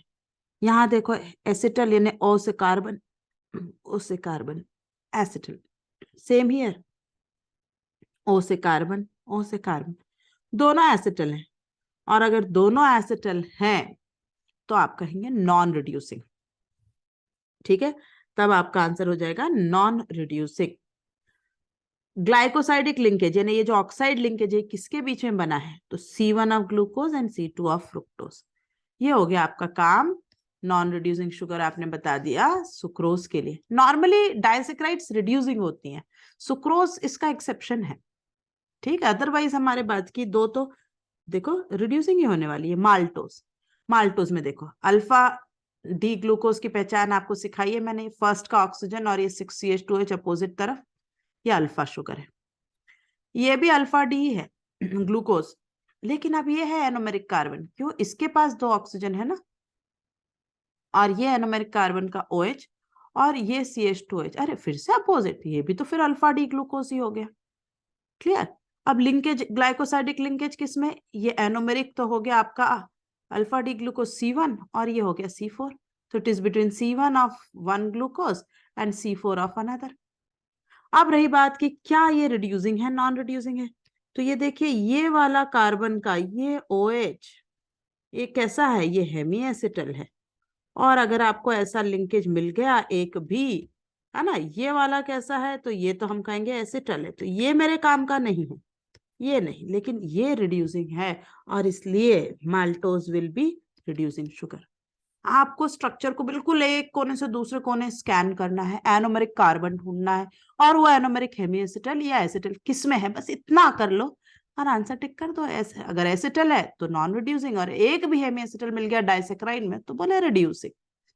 अब आई बात लेक्टोज, लेक्टोज जो है वो मिल्क शुगर भी कहलाती है। आपने सुना होगा कई लोग लैक्टोज इंटॉलरेंट होते हैं आजकल, वो इस शुगर को पचा नहीं पाते, एलर्जिक होते हैं। आइए जरा यहाँ देखते हैं, पहली बार आप ये beta D glucose, beta D galactose देखने जा रहे हैं। आइए देखें, पहले मैं ग्लूकोज की बात करती हूँ क्योंकि इसको आप बेहतर पहचानते हैं। तो इसमें ये है हमारा एनोमेरिक कार्बन, और ये एनोमेरिक कार्बन का OH, और ये सिक्स्थ का CH2OH है ना, बाकी सब ट्रांस पोजिशन पर हैं। तो ये है ग्लूकोज, और OH और ये दोनों एक तरफ हैं, इसलिए ये है बीटा डी ग्लूकोज। ठीक है, इस बार ग्लाइकोसाइडिक लिंकेज में इसका फोर्थ कार्बन यूज हो रहा है, तो ये एनोमेरिक यूज नहीं कर रहा। और ये हेमी एसिटल लिंकेज है, तो ये रिड्यूसिंग तो होने ही वाला है क्योंकि हमें मिल गया है इसका हेमी एसिटल लिंकेज। आओ गैलेक्टोज, तो गैलेक्टोज को देखो बिल्कुल ग्लूकोज के जैसा है, सिर्फ C4 पोजीशन पर OH का अंतर लग रहा है, सिर्फ C4 पे अंतर है, तो it is a C4 anomer of glucose. थोड़ी देर पहले आपने मैनोस पढ़ा था, which was a C2 epimer of glucose, ये हो गया C4। ठीक, अब ये C4, ये बीटा क्यों? क्योंकि ये OH और CH2OH एक ही तरफ है, डी शुगर्स में रूल ऐसे ही चलता रहेगा। इस बार ये जो एनोमेरिक कार्बन है ये एसिटल लिंकेज में है, O कार्बन O कार्बन, तो ये नॉन रिड्यूसिंग है। लेकिन ये कोना अपना काम कर गया, तो आपको क्या मिला? C1 of beta galactose and C4 of beta D glucose, दोनों डी हैं, और overall it is a reducing sugar. ठीक, तो ये टेबल आप देख लेंगे, एनसीईआरटी में तीनों दिए गए हैं और इनके क्वेश्चन पूछे जाते हैं। अब आते हैं हम पॉलीसेकेराइड में। पॉलीसेकेराइड में आपको क्या याद रखना है? वही बात, मोनोमर कौन है, लिंकेज क्या है, ये दो खास चीजें। सबसे पहले बात कर रहे हैं स्टार्च। देखो स्टार्च में तो बड़ा फिक्स है कि C1 और C4, फिर C1 और C4 किसके बीच में? Alpha D glucose. तो इसका मोनोमर याद कर लीजिए, alpha D glucose, linkage C1 C4, anomeric किसका? C1 है ना, C1 इज द एनोमेरिक और दूसरे का C4, और ऐसे जुड़ते चले जाएंगे। अब स्टार्च क्या होता है? स्टार्च में दो हिस्से होते हैं, स्टार्च के दो कंपोनेंट्स होते हैं, एक होता है अमाइलोज और एक होता है अमाइलोपेक्टिन। अमाइलोज कुल स्टार्च का 15-20% होता है, और ये वो हिस्सा है जिसमें बहुत सारे OH फ्री हैं बच्चों, है ना। ये कैसा? ये लीनियर चेन बनती चली जाती है, C1 C4 C1 C4 C1 C4 alpha D glucose के जुड़ने से। और जब ये लीनियर चेन बन जाती है तो C1 और C4 का OH तो खत्म हो गया, लेकिन C2 C3 और ये सिक्स्थ वाले का CH2OH, तीन OH तो पर यूनिट बच गए ना। तो ये तीन OH जो है पानी के साथ बढ़िया H बॉन्डिंग बना लेंगे, और इसलिए ये वाटर सॉल्युबल नेचर दिखाएगा। तो अमाइलोज याद करो, C1 C4 alpha D glucose and water soluble. तो स्टार्च के वाटर सॉल्युबल बर्ताव के लिए कौन जिम्मेदार है? अमाइलोज। वो कुल 15-20% ही है, इसलिए स्टार्च पूरी तरह से पानी में नहीं घुलता। अभी अभी संक्रांत गई है, मेरे ख्याल से आप लोगों में से काफी लोगों ने, अब तो पता नहीं तो हमारे समय लोग पतंग बनाने के लिए आटे को या साबूदाने को पानी में घोल कर और थोड़ा सा हल्का सा गर्म करते थे, तो वो स्टार्च एकदम चिपचिपा हो जाता था। तो ये हिस्सा है जो उसको पानी के लिए एफिनिटी देता है। दूसरा कंपोनेंट इसका होता है 80-85% वाटर इंसॉल्युबल हिस्सा। तो वो अमाइलोज वाला तो कंटिन्यू करता ही है, C1 C4 C1 C4, लेकिन अब ये दूसरी ऊपर नीचे से चेन को कनेक्ट भी कर देता है, और ये कई जगहों से ये C1 C6 लिंकेज जोड़ जोड़कर, ये देख रहे हैं आप C1 C6, ये इस तरह से चेन्स को कनेक्ट कर देता है लंबी चौड़ी। तो एक चेन चल रही है ऊपर चेन, और बीच बीच में आपस में इंटरलिंकिंग भी हो गई, लेकिन ऐसा होते ही हाइड्रोजन बॉन्डिंग की एफिशिएंसी हो गई कम, तो ये हिस्सा इसको वाटर इंसॉल्युबल नेचर के लिए जिम्मेदार है।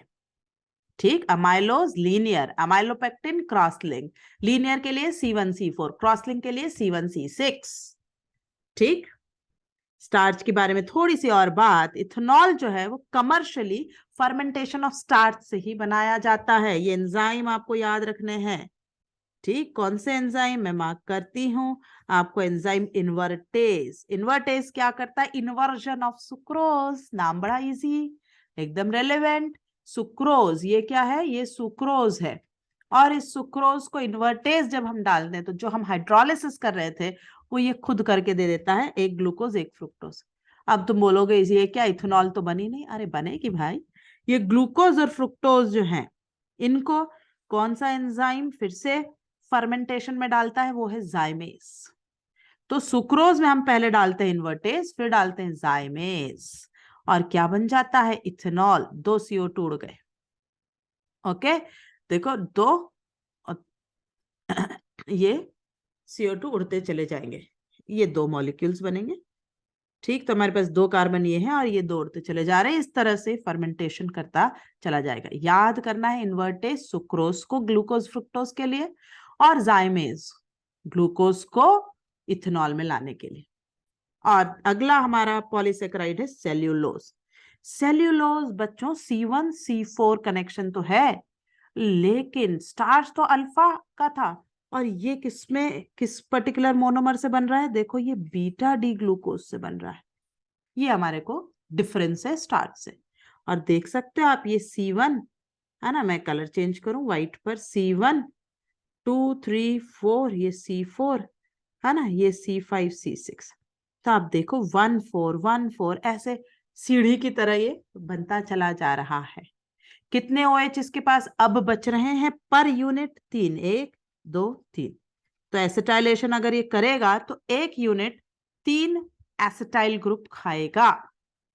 ठीक है, 1 यूनिट 3 OH ग्रुप्स है ना, तो 3 जगह एसिटाइलेशन हो जाएगा। अगर ये छपेगा पेपर में तो आप 3 यूनिट्स मतलब यहाँ 9 एसिटाइल ग्रुप्स अटैच करके ऑप्शन सिलेक्ट करेंगे। खैर, याद कर लो, सेलुलोज इज C1C4 से linkage and it is beta D glucose से बना हुआ पॉलीमर, है ना, polysaccharide. It is called plant starch. ठीक, आगे बढ़ते हैं। Glycogen, it is called animal starch. इसे कहा जाता है animal starch. It is like amylopectin. What was amylopectin? But is still more branch. Amylopectin was of alpha D glucose, है ना, amylopectin अल्फा डी ग्लूकोज से बना है। तो animal starch is alpha D and plant starch is from beta D glucose. Clear? ओहो, बड़े important junction पे आ गए हम। टेस्ट ऑफ कार्बोहाइड्रेट, हर साल पूछे जाने वाला बड़ा काम का चीज। पहले सबसे पहले बच्चे डरते हैं ये मॉलिश टेस्ट से, तो मैंने सबसे पहले इसको ही लेना है, मॉलिश टेस्ट। मॉलिश रिएजेंट क्या होता है, अल्फा नेफ्थॉल इन इथेनॉल। अब तुम पूछोगे अल्फा नेफ्थॉल क्या होता है, तो मैं अल्फा नेफ्थॉल भी बना देती हूँ। नेफ्थलीन में इस पोजीशन पर OH लगा हो तो ये कहलाता है 1 नेफ्थॉल, या इसी को आप कहते हो अल्फा नेफ्थॉल। इसको आप इथेनॉल में घोल लीजिए, तो ये आपका होता है मॉलिश रिएजेंट। अब आप एक टेस्ट ट्यूब में कार्बोहाइड्रेट लीजिए और उसके अंदर ये मॉलिश रिएजेंट डाल दीजिए। पानी नहीं डाला हमने अभी, हाँ, जरूरत नहीं। अब आप कॉन्सेंट्रेटेड H2SO4 डालिए from the sides of the test tube. तो जो आपकी टेस्ट ट्यूब का जो जंक्शन होगा ना, जब आपने ये डाला तो आपने पहले जो भी आपने, ये 2 लिक्विड्स हैं, ये ऐसे, और दूसरा लिक्विड मान लीजिए ऐसे है। तो अब इनका ये जो जंक्शन पॉइंट होगा ना, यहां पर आपको जो है ये पर्पल सी लेयर मिलेगी। ये पर्पल लेयर आपको मिलेगी। ये अनस्टेबल होती है, तो ज्यादा आपने झटका उटका दिया, हिला विला दिया, उड़ जाएगी। इसमें रिएक्शन क्या है, तो बेटा ये जो हमारा ओरिजिनल स्ट्रक्चर ऑफ एनी, आपको शुरुआत करनी होगी पेंटोज शुगर से, उससे कम अल्डोज नहीं देगा, है ना। तो पेंटोज शुगर यानी 1 2 3 4 5, आर अगर H है तो पेंटोज, आर अगर CH2OH है तो हेक्सोज शुगर। तो हम क्या करते हैं, साइड से जब ये कॉन्सेंट्रेटेड H2SO4 डालते हैं तो ये इसको डिहाइड्रेट करके ऐसा साइक्लिक स्ट्रक्चर बना देता है। अगर ये H है तो ये कहलाता है फरफ्यूराल। क्या कहलाता है, फरफ्यूराल। अगर ये R जो है वो CH2OH होता है, मतलब ग्लूकोज टाइप हेक्सोज, तो 5 हाइड्रोक्सी मिथाइल फरफ्यूराल। ठीक, अब हम इसमें जब अल्फा नेफ्थॉल डालते हैं तो एक unstable dark purple condensation product मिलता है, और ये दिखना is the confirmation of Molisch test being confirm, there is carbohydrate given. दूसरा होता है स्टार्च आयोडीन। बड़े बचपन से आप पढ़ते आ रहे हैं कि अगर आपके पास स्टार्च है उसमें आप आयोडीन की ड्रॉप्स डालिए, आपको ब्लूइश ब्लैक कलर अगर नजर आ रहा है तो yes, this particular compound is starch. Fehling Benedict Tollens test हम अभी थोड़ी देर पहले डिस्कस कर चुके हैं, तो मैं रिपीट नहीं कर रही हूं। बारफोर्ड टेस्ट, बारफोर्ड क्या है बच्चों, ये जरा ध्यान से देखें, लगातार 2-3 साल से आप देख रहे हैं, आता ही चला जा रहा है ये और Seliwanoff. It is an important test to differentiate monosaccharide and disaccharide. तो बारफोर्ड का क्या काम है, मोनोसेक्राइड डाइसेक्राइड को डिफर करना। कैसे? इसका रिएजेंट है कॉपर एसिटेट इन एसिटिक एसिड। अब आप देखिए कॉपर 2+ का जो सॉल्ट है वो तो फेलिंग बेनेडिक्ट में भी था, लेकिन वो अल्कलाइन कंडीशन में था। ये जो है स्लाइटली एसिडिक है, और एसिडिक में होने की वजह से इसकी रिएक्टिविटी अब चेंज हो चुकी है। ठीक, बाकी सब वही है, only monosaccharides give brick red precipitate with reagent in 5 minutes on heating, disaccharides do not. तो Barfoed test is only for monosaccharides। ठीक, बाकी वही है, वही ब्रिक रेड, वैसा ही अपीयरेंस, लेकिन ओनली फॉर मोनोसेक्राइड्स, जबकि फेलिंग बेनेडिक्ट डाइसेक्राइड भी दे रहे थे। ठीक, सेलेविनॉफ। तो सबसे पहले तो ये बताऊं आपको कि सेलेविनॉफ टेस्ट खास तौर से कीटोज शुगर्स ही देती है, अल्डोज नहीं देती। तो this is to differentiate ketose and aldose sugars. Seliwanoff का रिएजेंट है रिसोर्सिनॉल, ये मैंने ब्रैकेट में बना दिया है, 1,3-डाइहाइड्रोक्सीबेंजीन विद कॉन्सेंट्रेटेड HCl। तो कीटोज शुगर्स एसिडिक कंडीशन में पहले फर्फिरैल और फिर इस रिसोर्सिनॉल के साथ कलर्ड कॉम्प्लेक्स। अगर 6 कार्बन की कीटो हेक्सोज है तो रेड कॉम्प्लेक्स, पेंटोज होगी तो ब्लूइश ग्रीन कॉम्प्लेक्स रिसोर्सिनॉल के साथ बनता चला जाएगा। This is your Seliwanoff test. ठीक है, keto hexose cherry red, keto pentose bluish green. तो इसी के साथ हमारी थ्योरी तो हो गई है खत्म। आइए कुछ क्वेश्चंस देख लेते हैं। मैंने इंडिविजुअली पर्टिकुलर इंपॉर्टेंट क्वेश्चंस ही छांट कर करे हैं यहाँ, फिर भी ना करते 10-12 क्वेश्चन तो हो ही गए हैं। Maltose on treatment with dilute HCl will give. अभी आपने याद करा था कि maltose is alpha D glucose, तो गैलेक्टोज फ्रुक्टोज ये सब नहीं। हमने कहा था ना डाइसेक्राइड में आपको क्या याद करना है। Let me take you back to that particular point. अगर आपको याद नहीं है तो मैं उस टेबल पर आपको वापस ले चलती हूँ, है ना। ये रहा आपका माल्टोज, माल्टोज आपने देखा था, it was alpha D glucose. ये ठीक है, स्क्रीन पे नंबर 2 आपको दिख रहा होगा, ये रहा ग्लूकोज। तो इसलिए हमने कहा है आपको कि कैसे आप याद करना जरूरी हो गया है ना। इसलिए answer is 2 directly. Fructose and glucose, बेटा एक है आपका कीटोज और एक है आपका aldose sugar, can be distinguished by Fehling test. No, Fehling test से क्या होगा, फेलिंग तो दोनों दे देंगे। बारफोर्ड बारफोर्ड भी no, because it was for a differentiation of monosaccharide and di. Benedict दोनों देंगे। सेलेविनॉफ जो अभी बिल्कुल लास्ट में हमने करा है ना, सेलेविनॉफ ये काम करेगा। अमाइलोपेक्टिन इज कंपोज्ड ऑफ, देखिए आप अभी मैं आपको याद करा के लाई हूं, alpha D glucose, linear chain C1C4 और cross link C1C6। Answer is 1। Simple, याद करके जाइए, आपको बिल्कुल धड़ाधड़ सवाल होंगे। Which of the given statement is incorrect about glycogen. अभी हमने याद करा था, glycogen is a animal starch, it is more like amylopectin but even more branched. तो it is straight chain polymer similar to amylose, ये statement गलत है। Answer is 1। Only alpha linkages are present, that is true. Alpha D glucose का linkage है। It is present in animal cells, yes. It is animal starch. It is present in some yeast and fungi, yes, that is true. The only thing that is incorrect is answer 1. Okay, आते हैं ऐसे ही कुछ 4 अच्छे carbohydrate के questions from 2020 Mains. Which of the following statement is correct. Gluconic acid, मैंने आपको gluconic acid बताया था, ग्लूकोज में ब्रोमीन वाटर ऑक्सीडेशन, एक ही तरफ COH आएगा। कैन फॉर्म साइक्लिक स्ट्रक्चर ना, कैसे, उसका तो CHO ही खत्म करके एसिड कर दिया है, हेमीएसिटिल एसिटिल अब बनने का नहीं। 1 is wrong. Gluconic acid is a partial oxidation product of glucose, yes जी बिल्कुल सही, क्योंकि दूसरे CHO वगैरह का पूरा तो ऑक्सीडेशन हमने करा ही नहीं, तो ये पार्शियल ऑक्सीडेशन से बना। Answer is 2। Gluconic acid is obtained by HNO3? No. By bromine water. It is a dicarboxylic acid? No. It is a monocarboxylic acid. Glucaric होता तो dicarboxylic acid आंसर होता। हाँ, ये भी बड़ा अच्छा क्वेश्चन है 2020 का। A, B, C are 3 biomolecules. The results of the test performed on them are given below. Molisch तो मैंने आपको बताया सारे ही कार्बोहाइड्रेट दे देते हैं, है ना, तो ये तो कोई काम का मेरे है नहीं। बारफोर्ड हमने क्या करा कि ये जो है वो सिर्फ मोनोसेक्राइड ही देने वाले हैं, ठीक है। बारफोर्ड जो है ये मोनोसेक्राइड ही देने वाले हैं, ये डाइसेक्राइड नहीं देने वाले हैं। तो ये इससे कुछ हमारे को मदद है क्या, देखते हैं।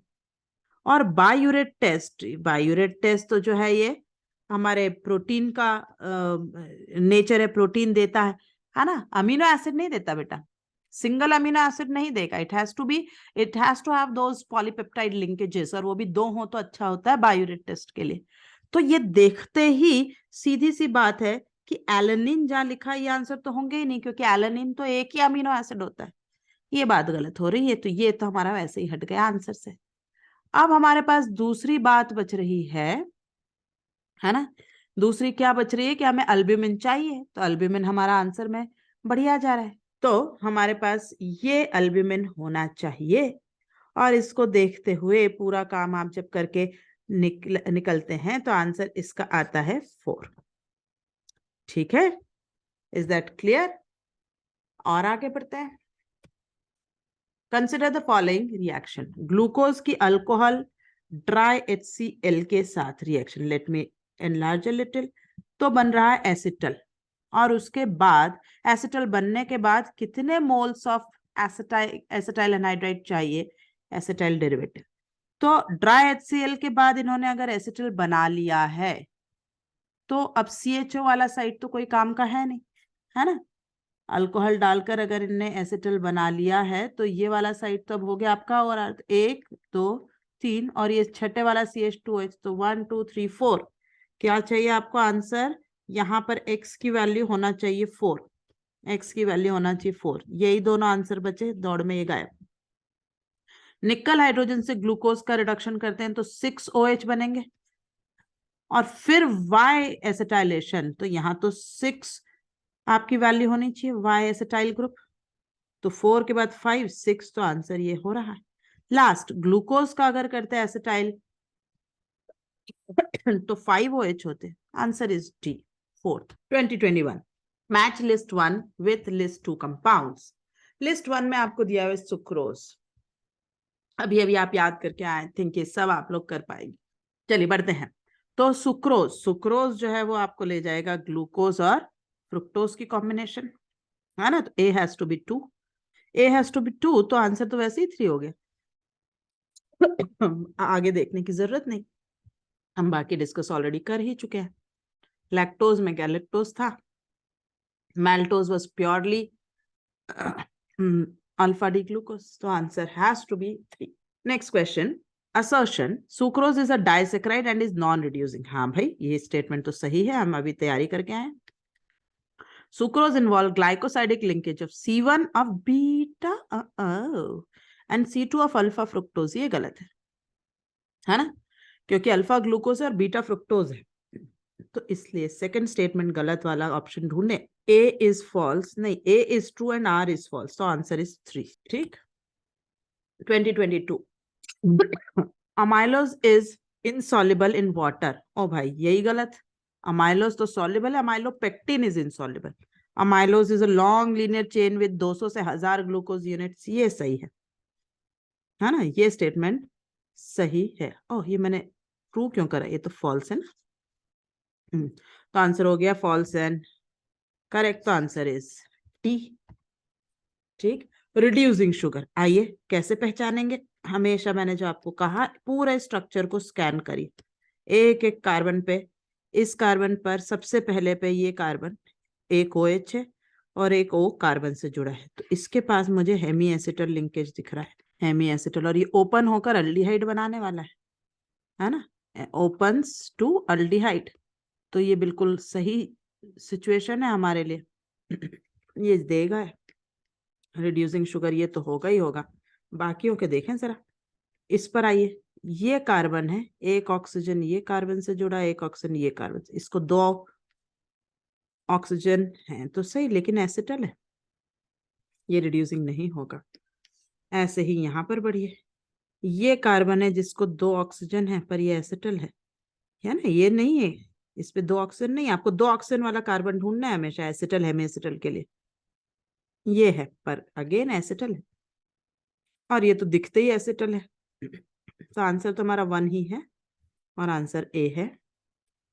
ठीक है, फिर आगे बढ़ते हैं। अब पॉलीसेकेराइड एक्स, एक सेकेंड एनलार्ज करना भूली मैं, थोड़ा दिखेगा नहीं आपको वरना। A polysaccharide X on boiling with dilute H2SO4 at 393 Kelvin under 2 to 3 atmosphere pressure yields Y. Y on treatment with bromine water gives gluconic acid. बढ़िया बात। Containing beta glycoside, X contains beta glycosidic linkages. Glycosidic linkage beta है तो वो तो सिर्फ एक ही में था, सेलुलोज, स्टार्च, अमाइलोज और अमाइलोपेक्टिन, इन सब में अल्फा ग्लाइकोसाइडिक लिंकेज था। अल्फा ग्लूकोज का alpha glycosidic, anomeric carbon alpha में है तो alpha glycosidic, anomeric carbon beta में है तो बीटा ग्लाइकोसाइडिक लिंकेज कहलाएगा। ठीक, इसलिए डायरेक्ट है। C6H12O6 ये तो ग्लूकोज लग रहा है, और ग्लूकोज को जाइमेस से, अरे अपन ने वो इंडस्ट्रियल प्रिपरेशन ऑफ इथेनॉल पढ़ी थी, वो है ये, तो ये बना, तो ये है आपका इथेनॉल। ठीक है बेटा, ये आपका बन रहा है इथेनॉल। और इसके बाद NaOI के साथ रिएक्शन, ये क्या है, ये आयोडोफॉर्म रिएक्शन है, ये आयोडोफॉर्म रिएक्शन की बात करी गई है। और आयोडोफॉर्म की, इथेनॉल पे आयोडोफॉर्म, तो CH3 CH2OH NaOI हीट, तो ये बनेगा CH3 सॉरी, ये बनेगा CHI3 which is iodoform plus HCOOH formic acid. तो number of carbon present in the product B is, formic acid में एक ही कार्बन है ना, so answer is 1. Clear? ठीक, तो इसी के साथ हमारा कार्बोहाइड्रेट पूरी डिटेल में मेरे सेटिस्फेक्शन के लेवल पर खत्म हुआ। हाँ, एडवांस में अगर हम पढ़ेंगे तो हमें कुछ चीजें और ऐड करनी पड़ेगी, बट मेंस के लिए इट इज परफेक्ट। आप इसे अच्छे से देखें, एक एक चीज को समझें, और ये जो आखिरी में मैंने क्वेश्चंस डिस्कस करेंगे, सिलेक्ट फ्यू क्वेश्चंस है, बाकी जितने भी क्वेश्चन है अगर आपने उससे पहले करी हुई थ्योरी जो मैंने डिस्कस करी वो कंप्लीट कर लेंगे तो बाकी क्वेश्चन आप डील कर सकते हैं। इनको मैंने थोड़ा पाया कि इनमें आपको मेरी मदद की जरूरत पड़ेगी, वो मैंने डिस्कस कर लिया। ठीक है, होपफुली ये वीडियो आप लोगों के लिए बहुत ही हेल्पफुल साबित होगा, और इस बार भी कार्बोहाइड्रेट के क्वेश्चन आएंगे, और इस लेक्चर से आपको याद आएगा कि अरे ये तो मैंने वहां देखा था। ठीक, अगर ऐसा हो तो चाहे तो you hit the like button now, और you come back after your exams and then hit the like button. But definitely आपका लाइक करने से हमारा हौसला बढ़ता है और हमारे चैनल को प्रमोशन मिलता है। So please do that, subscribe our channel, share it with your friends, family and peers, and keep working hard. Thank you everyone.